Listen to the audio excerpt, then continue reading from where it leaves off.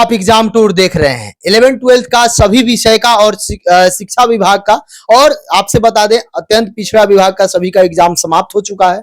1 to 5 का भी exam समाप्त हो चुका, 9, 10, 6 to 8 सबका अब समाप्त हो चुका है। लेकिन एक बहुत सारा समस्या अभी भी है। टीआरई 1 से ये मांग चल रहा है कि अटेम्प्ट को बढ़ा दिया जाए। उसके बाद यह भी चल रहा है कि ऐसा किया जाए कम से कम एक कैंडिडेट एक रिजल्ट दिया जाए, ताकि जो सीट खाली रह जाता है वो खाली ना रहे। अभी टीआरई 1 का जो पूरक रिजल्ट की बात हुआ है उस पर भी बातचीत करेंगे, क्या सभी को मिलेगा, और आज का पेपर 11th-12th का कैसा रहा इस पर भी बातचीत करेंगे। यानी जो अभी भी कमियां है उसको दूर नहीं की गई और लगातार एग्जाम पर एग्जाम लिया जा रहा है। लेकिन इससे विद्यार्थी को, बहुत सारे विद्यार्थी ऐसे हैं, यदि इन सारे सुधार कर दिया जाए तो लगभग 2, 4, 5, 10 हजार अधिक ज्वाइनिंग कर लेंगे। सर आपका स्वागत है एग्जाम जी, बहुत बहुत धन्यवाद। बहुत विद्यार्थी परेशान है। टीआरई 1 से भी मांग चल रहा है कि अटेम्प्ट को लेकर, चौथा वैकेंसी आने वाला है लेकिन अटेम्प्ट 3 मिला है। जो इसमें भी चढ़ते हैं, चौथा देना चाहते हैं, उनके साथ भी समस्या है सर। कम से कम 8-10 ऐसे मुद्दे हैं जिस पर सरकार के ध्यान को आकृष्ट करने की जरूरत है। वो बहुत ही महत्वपूर्ण मुद्दे हैं। सबसे बड़ा इसमें कहा जाए तो 1 कैंडिडेट 1 रिजल्ट वाला मुद्दा है। दूसरा, अगर हमको देखा जाए तो जो आप वेरिफिकेशन का प्रोसेस है उसको बदलने की बातें हैं कि बाद में जो सीट वैकेंट होता है निश्चित रूप से वो अगली वैकेंसी में ऐड होता है। तो ओवरऑल इसके अलावा एज रिलैक्सेशन वाला बात है। इसके अलावा कई सारे मुद्दे अभी आप चिन्हित किए, सारे मुद्दे हैं, सभी पर ध्यान आकृष्ट करने की जरूरत है। लेकिन हमको लगता है कि एक स्पेशल वीडियो उस पर अलग से बना दिया जाए जितने भी, और हमको लगता है कि जो भी बातें हम रख रहे हैं वो 100% सारी बातें छात्र हित में होगी। जिस अलग वीडियो की जो बात हम कर रहे हैं, अभी चूंकि ये आप कट ऑफ से रिलेटेड बना रहे हैं तो लंबा वीडियो हो जाएगा, इसलिए इसमें कट ऑफ पे चर्चा किया जाए और नेक्स्ट वीडियो स्पेशल उन मुद्दों पर किया जाए जो कि अंतिम रूप से छात्रों को बहुत ज्यादा प्रभावित करेगी। सर ठीक है, आज का पेपर कैसा लगा? पेपर से ही बात करते हैं, उसको एक अलग हम लोग बना देंगे, क्योंकि 1 to 5 का भी वो विषय है, 6 to 8 का भी है, 9, 10 का भी है, 11th-12th का। अभी 11th-12th पर चर्चा करते हैं। क्या आज का अगर प्रश्नों की बात की जाए तो ओवरऑल जिस तरीके से आप लगातार उतार चढ़ाव वाली स्थिति डे बाय डे में देखें तो आज भी उससे परे नहीं है। कुछ सब्जेक्ट बहुत ही आसान रहा और कुछ सब्जेक्ट परेशान करने वाला भी रहा।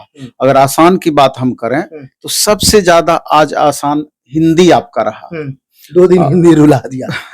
सबसे ज्यादा आसान हिंदी रहा, और हिंदी में जैसे 35 क्वेश्चन आपका साहित्य से पूछा गया, 25 क्वेश्चन अप्रोक्स व्याकरण से पूछा गया, 20 गद्यांश से पूछा गया, बाकी क्वेश्चन आपका मिला जुला टाइप का था। और क्वेश्चन का लेवल ऐसा था कि अन्य दिनों के बनिस्बत सबसे ज्यादा आज कंफर्टेबल स्टूडेंट फील किए होंगे। इसका ये भी कारण हो सकता है कि चूंकि 11th-12th में 2 से 2.5 गुना ही अभ्यर्थी हैं नंबर ऑफ वैकेंसीज के हिसाब से, तो यहाँ पर क्वेश्चन आसान रख करके मैक्सिमम स्टूडेंट सीट खाली ना रह जाए, मे भी कि ऐसा ऐसा सोच रहा हो। लेकिन इसके बारे में पूरी तरीके से आप आश्वस्त होकर ये बात नहीं बोल सकते हैं। ये तो हिंदी की बातें रही। थोड़ा सा इसके बाद हम साहित्य के लैंग्वेज के दूसरे पेपर पे इंग्लिश पर अगर हम आएंगे तो आप देखेंगे कल 9, 10th में जिस तरीके से सबसे ज्यादा इंग्लिश ही छात्रों को रुलाया, उसके बनिस्बत आज 20% आप कम करके चल सकते हैं आज के क्वेश्चन के लेवल को। सबसे ज्यादा कल परेशान किया इंग्लिश लैंग्वेज में। एक प्रश्न पूछेंगे, यह हो सकता है कि जहां सीट कम है, विद्यार्थी अधिक है, वहां प्रश्न को भी अधिक कर दिया जा रहा है। ये चीज आप बोल सकते हैं। और जनरली जो पेपर देखा गया उस हिसाब से इसी चीज का मूल्यांकन होता है, तो ऐसा आप बोल सकते हैं। अगर इंग्लिश की हम बात करें, जैसे आज भी, कल भी लिटरेचर से 35 क्वेश्चन था लेकिन बहुत परेशान करने वाला था, और आज भी लिटरेचर से 35 क्वेश्चन पूछा गया, लेकिन आज का क्वेश्चन इजी टू मॉडरेट था लिटरेचर का। पैसेज लेंदी जरूर था लेकिन बनने वाला था, बन सकता था स्टूडेंट से। 20 क्वेश्चन का अप्रोक्स पैसेज था। इसके अलावा ग्रामर प्लस वोकैब 25 लगभग था, इजी टू मॉडरेट टाइप का था। तो ओवरऑल कहा जा सकता है कि मॉडरेट के समकक्ष कह सकते हैं, लेकिन कल वाला इंग्लिश मॉडरेट से बहुत ज्यादा ऊपर था। तो इस हिसाब से आपका इंग्लिश चला गया। अब सबसे ज्यादा डिटेल में जो हम व्याख्या करेंगे, मैथ का करेंगे व्याख्या, चूंकि मैथ पर कोचिंग में भी बहुत ज्यादा मेहनत हुआ है और पिछली बार सबसे ज्यादा कट ऑफ मैथ का ही रहा है। 9, 10 से भी ज्यादा कट ऑफ चला गया था, पीजीटी का अनुमान से एकदम परे, ऐसा कदापि अनुमान नहीं था कि पीजीटी मैथ का इतना भी कट ऑफ जा सकता है। तो स्टूडेंट भी उसी हिसाब से लगातार मेहनत किए कि एक सीट सुनिश्चित करने के लिए हमको बहुत मेहनत करने की जरूरत है। ऊपर से गेस्ट टीचर वाला भी मामला है, इसलिए इजी वे में इसको नहीं लेके चलना चाहिए। और मैथ और फिजिक्स पीजीटी के भी हम बात करेंगे, दोनों पेपर में ये चीज देखा गया है कि 12th से ज्यादा क्वेश्चन पूछा है बनिस्पत 11th का। अगर मैथ की हम बात करें 60% क्वेश्चन 12th से पूछा गया, अप्रोक्स 35-40% क्वेश्चन आपका 11th से पूछा गया। कैलकुलस से सबसे ज्यादा क्वेश्चन पूछा गया, 23 क्वेश्चन अप्रोक्स कैलकुलस से पूछा गया। सेट थ्योरी से लगभग 5 से 6 क्वेश्चन पूछा गया। अलजेब्रा से 15-16 क्वेश्चन पूछा गया। वेक्टर एंड 3D से लगभग 10-12 क्वेश्चन पूछा गया। इसके अलावा कोऑर्डिनेट से लगभग 4 क्वेश्चन, प्रोबेबिलिटी से लगभग 4 क्वेश्चन, लीनियर इक्वेशन से लगभग 4 क्वेश्चन, ओवरऑल इसी तरह का। लेकिन अगर क्वेश्चन के लेवल की बात की जाए तो आपका मॉडरेट प्लस ही इसको लेवल देंगे, उससे आसान नहीं देंगे, क्योंकि मैथ में कंपटीशन लेवल भी ज्यादा है। तो जो बात आप बोले तो यहाँ पर दिख रहा है, तो इसलिए करके भी क्वेश्चन का लेवल इस तरह से तैयार किया गया हो। उसके बाद हम अगर फिजिक्स में की बात हम करेंगे तो फिजिक्स में थ्योरेटिकल क्वेश्चन ज्यादा थे, थ्योरी टाइप का क्वेश्चन, जिसमें कि स्टूडेंट को टाइम भी लगता। और उसमें भी देखा जाए तो 12th से क्वेश्चन ज्यादा था, 60 से 70% क्वेश्चन यहाँ पर पीजीटी फिजिक्स में 12th से था। और 11th से लगभग 20 से 30% क्वेश्चन था। उसमें भी इलेक्ट्रोस्टैटिक, वेव से, ऑप्टिक्स से, मॉडर्न से, ये सबसे मैक्सिमम क्वेश्चन था। तो इसको भी आप हालांकि ओवरऑल की बात करें तो इसका मॉडरेट से थोड़ा सा कम या मॉडरेट के समकक्ष इसको मान करके चल सकते हैं। लेकिन मैथ के बनिस्पत ये थोड़ा लेवल इसका नीचे बता सकते हैं। मैथ के बनिस्पत इसको थोड़ा नीचे कर सकते हैं, लेकिन बहुत आसान भी नहीं था। और फिजिक्स का आप पिछली बार देखे होंगे, ओवरऑल सारे सब्जेक्ट में सबसे कम कट ऑफ 39 फिजिक्स का ही गया था। ये स्थिति रही थी फिजिक्स का, इसलिए फिजिक्स वाले बच्चे फील गुड में रह सकते हैं। और ओवरऑल अगर बात की जाए, जैसे कि अगर आप हिस्ट्री लेते हैं, पीजीटी हिस्ट्री, देखने में तो वन लाइनर टाइप का क्वेश्चन था पीजीटी हिस्ट्री का, उसको मैंने भी देखा थोड़ा सा। तो लेकिन उसमें 50% ऐसा क्वेश्चन था कि जो कि डेटा बेस्ड था। और कल का, परसों का भी हिस्ट्री जब भी पूछा गया है, अभी डेटा पर विशेष ध्यान दिया गया है, इस लेकर वो क्वेश्चन का कठिनाई का लेवल बढ़ा दिया गया है। अप्रोक्स 50% क्वेश्चन में स्टूडेंट को बहुत दिक्कत हुआ होगा, और 50% नॉर्मल क्वेश्चन था कि जो कि मैक्सिमम छात्र निश्चित रूप से बनाए होंगे।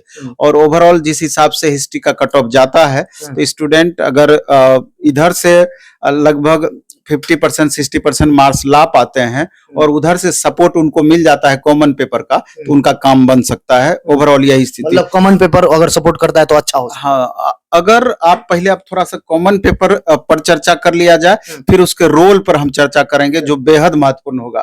कॉमन पेपर में जैसा कि 40 क्वेश्चन पूछा जाता है, उसमें आपका हिस्ट्री में भारतीय राष्ट्रीय आंदोलन रहता है, ज्योग्राफी रहता है, साइंस रहता है, मैथ रहता है, जीए रहता है। तो जिस हिसाब से क्वेश्चन आज पूछा, तो इसका मॉडरेट लेवल आप कॉमन पेपर का आप रख सकते हैं। यानी जो स्टूडेंट 30, 32, 33, 30 से 35 के बीच बनाए होंगे, वो ठीक बनाए होंगे, वो बहुत बेहतर बनाए होंगे। और साधारण बच्चे, मतलब मीडियम एवरेज स्टूडेंट 25, 26, 27 तक बनाए होंगे। और अति साधारण स्टूडेंट 15, 17, 18 पर भी टिके होंगे। ये स्थिति है।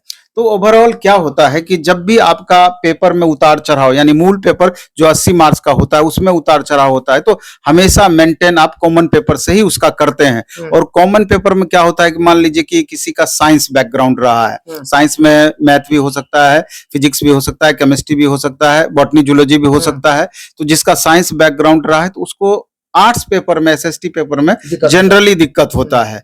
और जिनका मान लीजिए किसी का बॉटनी जूलॉजी रहा होगा, तो स्वाभाविक रूप से उसको मैथ में भी दिक्कत रहता है।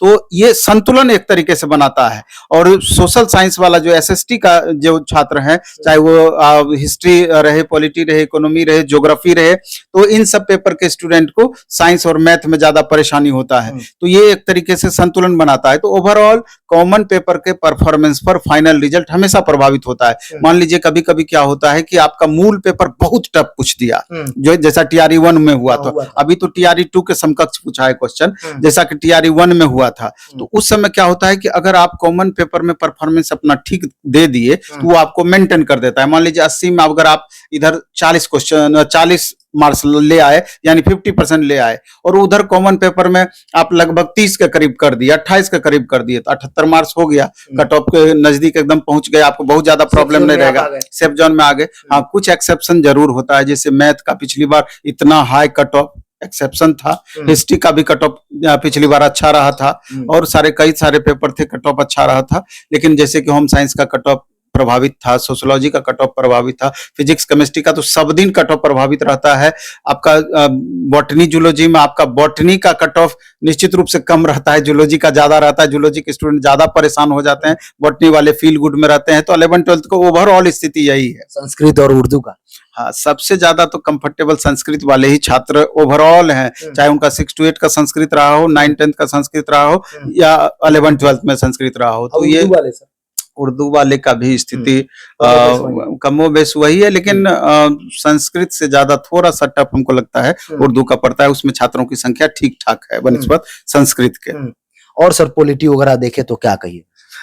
पॉलिटी का क्वेश्चन अभी मेरे पास पहुंच नहीं पाया है, बॉटनी जूलॉजी का भी मेरे पास क्वेश्चन नहीं पहुंचा है। तो जो भी क्वेश्चन मेरे पास पहुंचा, जैसे हिंदी का पहुंचा, उसके बाद हिस्ट्री पर हम टिप्पणी किए, ज्योग्राफी का भी वही स्थिति है जो हिस्ट्री वाली स्थिति है, पूरी तरीके से ज्योग्राफी वाली वही स्थिति है। मैथ पर हमने कमेंट किया, इंग्लिश पर कमेंट किया, फिजिक्स पर मैंने कमेंट किया, तो बाकी क्वेश्चन मेरे पास नहीं पहुंचा है। सर एक समस्या होता है, अभी भले कितना भी कमजोर दिया जाए, ये हिंदी वाला क्वालिफाइंग जो पेपर है, 8 इंग्लिश जिसमें पूछा जाता है, उसमें भी 2-4-5%, 10% विद्यार्थी हर बार लटक। हाँ, कल भी तो मेरे पास कुछ स्टूडेंट आए कि सर हमको 8 मार्क्स आ रहा है ओवरऑल हिंदी और इंग्लिश मिला करके, जबकि इधर से उसका लगभग 88 पहुंच रहा था। तो ऐसे में भी बहुत छात्र होंगे, तो लेकिन ये अगर ऐसा होता है तो समझिए कि बहुत दुखद है एक तरीके से, कि इधर आप इतना मेहनत किए और उधर से थोड़ा सा ठीक से मेहनत कर देते तो आपका पूरी तरीके से बेड़ा पार हो जाता। यानी इसका मतलब है कि आप पूरी तरीके से लैंग्वेज पेपर आपका अच्छा नहीं है और थोड़ा सा भी एक्स्ट्रा आप ध्यान नहीं दिए हैं। इसके बाद वाला जो वीडियो बनेगा उसमें सब कुछ चर्चा किया जाएगा कि आयोग को और शिक्षा विभाग को क्या क्या सुधार करना चाहिए, ताकि जो विद्यार्थी हैं उनको और सारे संख्या में उनको नौकरी मिल सके और परिवार खुशहाल रह सके, क्योंकि बहुत सारा सीट खाली रह जाएगा और पूरक रिजल्ट भी नहीं आएगा। तो 1 कैंडिडेट 1 रिजल्ट, सब कुछ जो आपका समस्या चल रहा है उस पर चर्चा करेंगे। सर एक पूरक पर बहुत बड़ा दिक्कत चल रहा है, 1 to 5 वाला पूरक आ रहा है, विद्यार्थी परेशान है, क्या सबको मिलेगा ना? निश्चित रूप से अभी आप लगातार न्यूज में भी देख रहे होंगे कि इसका लाभ सबको देने की बातें कही जा रही है। तो मैं भी अगर इस तरह का होता है, अलग बात है कि कोर्ट में मामला गया, कोर्ट के कारण ही हो रहा है, ये बहुत छात्र हित में पूरी तरीके से जाएगी, क्योंकि अभी TRE 4 में भी ये बातें होगी, TRE 3 में भी ये बातें होगी, आगे TRE 4 भी आने वाला है, तो बहुत छात्रों को इससे फायदा मिलेगा। मेरे ख्याल से एकदम होना ही चाहिए ये चीज, और ये कोर्ट का डिसीजन समझिए कि छात्रों के अनुकूल रहेगा और छात्रों की तरफ से देखें तो बहुत स्वागत योग्य रहेगा। सर बहुत बहुत धन्यवाद। धन्यवाद आपका।